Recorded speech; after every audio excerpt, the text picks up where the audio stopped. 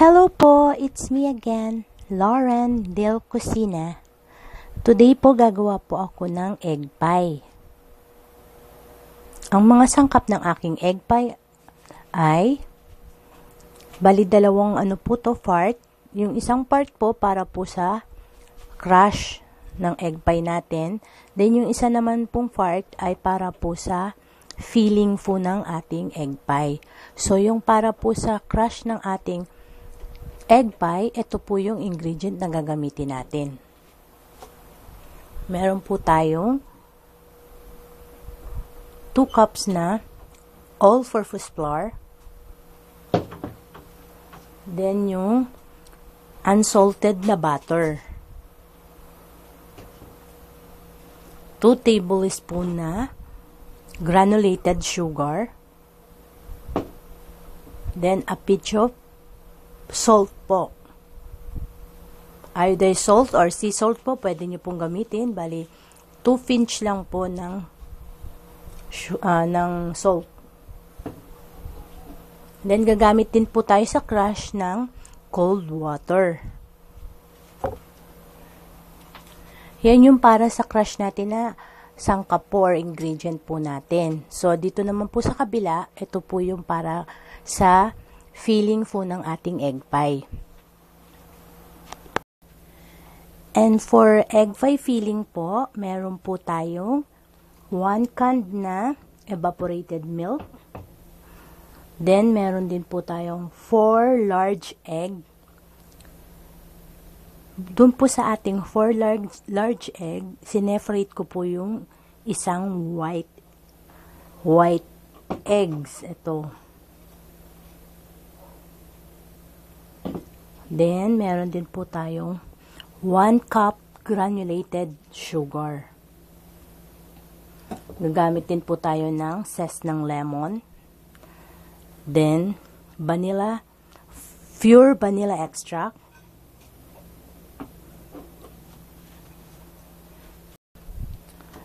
Then, gagamit din po tayo ng baking pan. Dito po natin i-bake ang ating egg pie.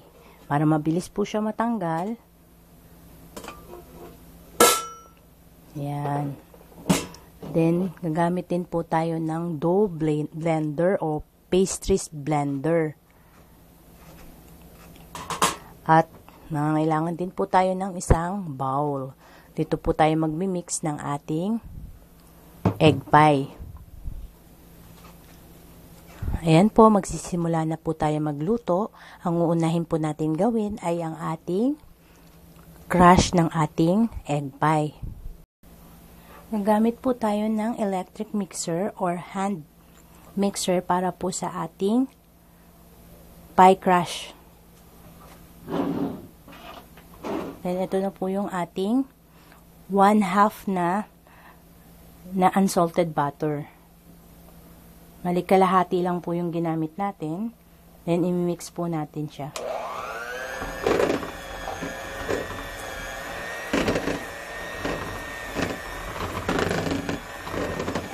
Until maging creamy po yung ating butter.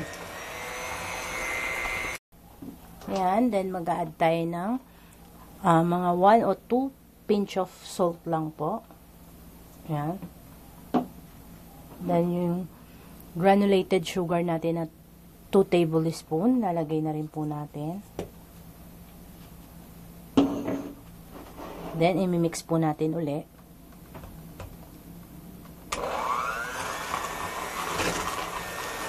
Ayan. Hanggang mag-incorporate po yung ating ingredient.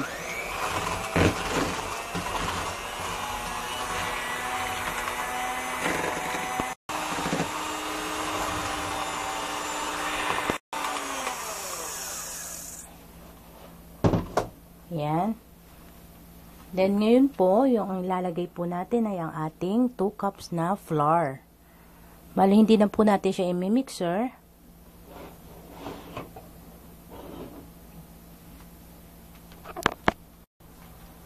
Ayan, unti-unti po natin isasalin ng ating flour.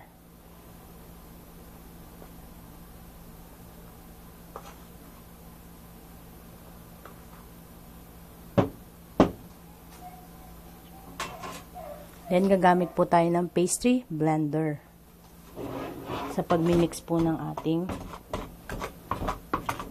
pie crush. Ayan.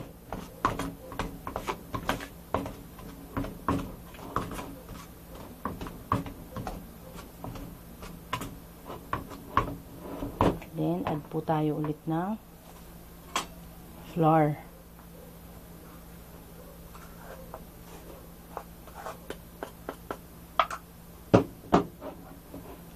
Hanggang maubos po natin yung ating flour.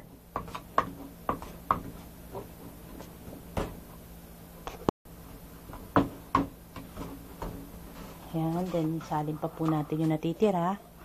Ayan. Ganun lang ho, i-mix lang po natin together hanggang mag-blend po sila or mag-incorporate po yung ating mga ingredient.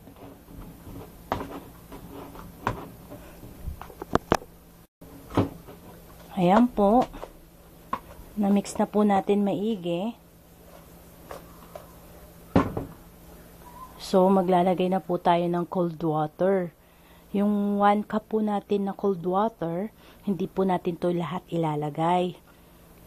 Unti-unti lang po hanggang makuha po natin yung tamang sukat po ng tubig natin dito.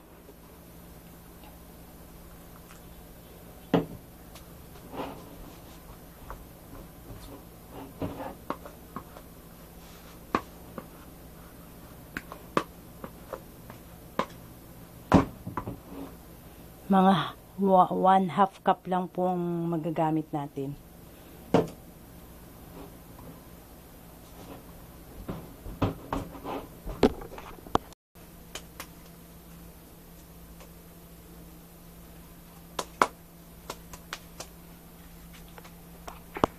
Yan na yan. I-rest po muna natin sa ref or refrigerator yung ating crush na ginawa. In the meantime, babalutin po natin siya ng wax paper. Kung meron kayong cheesecloth or katsa sa bahay, pwede nyo rin pong gamitin yun.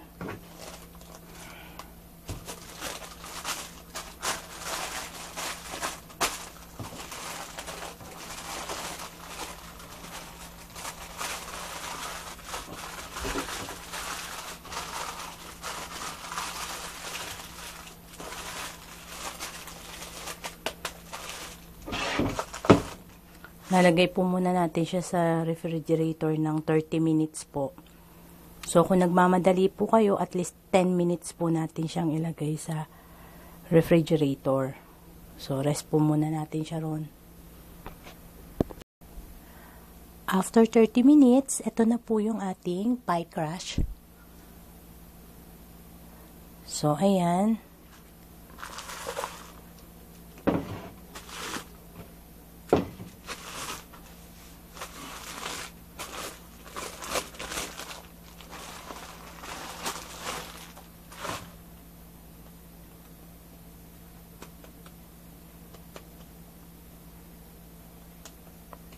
Naglagay po tayo ng flour sa natin, surface para hindi po dumikit.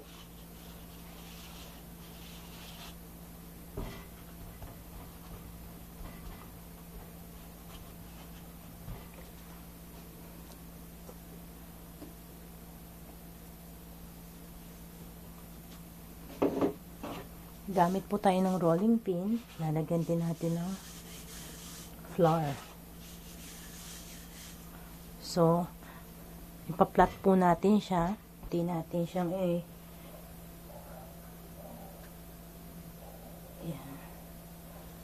roll pin. Yan. Then, lalagay natin dito sa atin.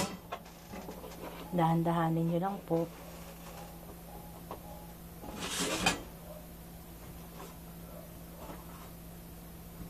Yan. Oops.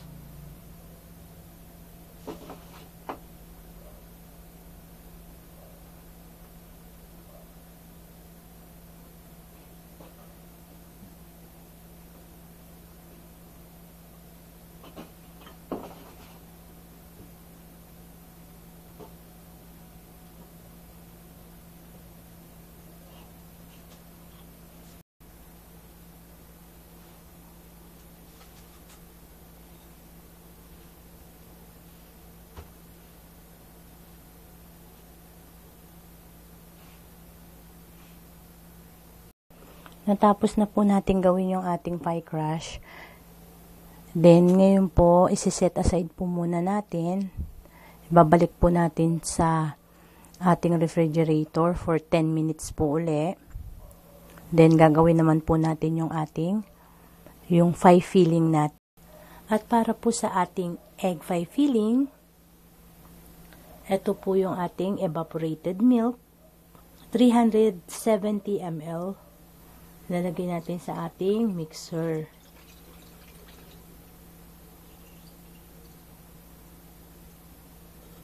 Then, yung ating 1 cup na granulated white sugar, sama na rin natin.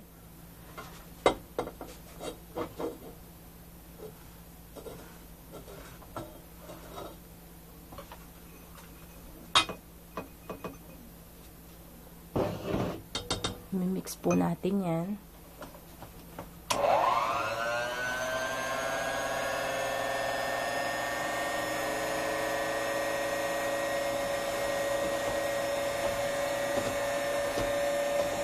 Lagay na rin natin yung ating pure vanilla extract mixer. Mali 4 na egg yolk and 3 egg white. And sasali na po natin. Then, i-mixer po natin siya.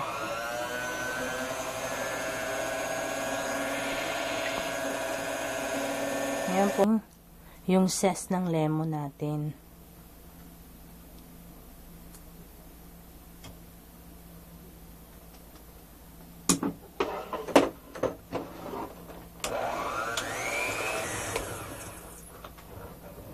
Then, isi-set aside po muna natin to at gagawin naman po natin yung ating egg white.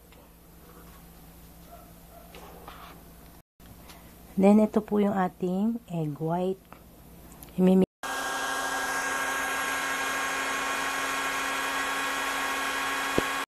So, ayan, ilipat natin dito.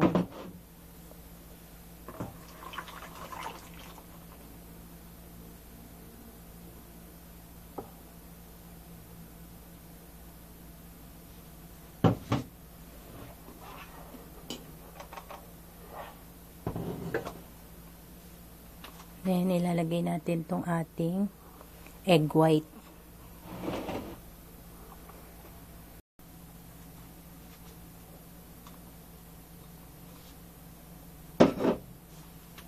Ayan, ipo-fold po natin.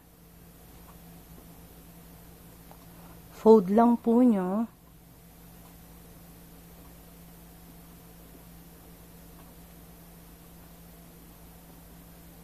Ayan, sasali na natin.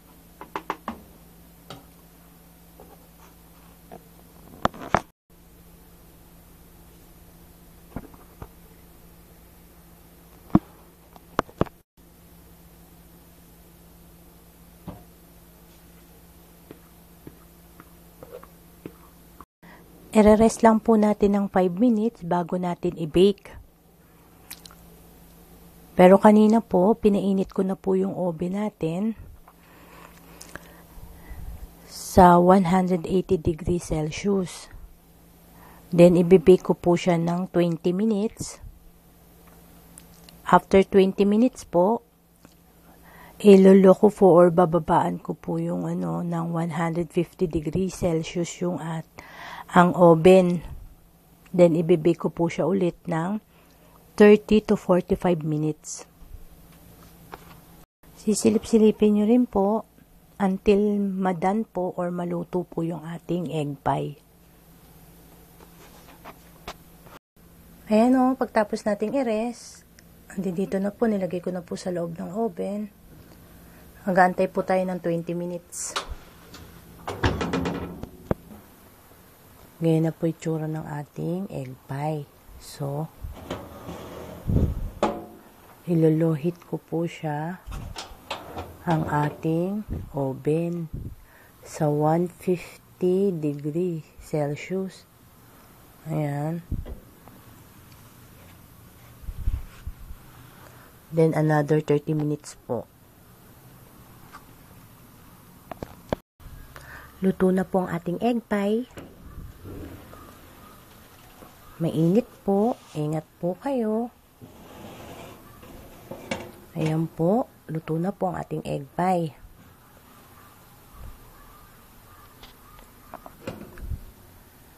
Ayan, ililipat po natin siya o transfer natin. Then, i-cool down po muna natin yung egg pie natin. After po ng mga 2 hours, na-cool down na po siya, ita-transfer po natin siya sa ating refrigerator. Papalamigin po muna natin siya. Then, slice na po natin.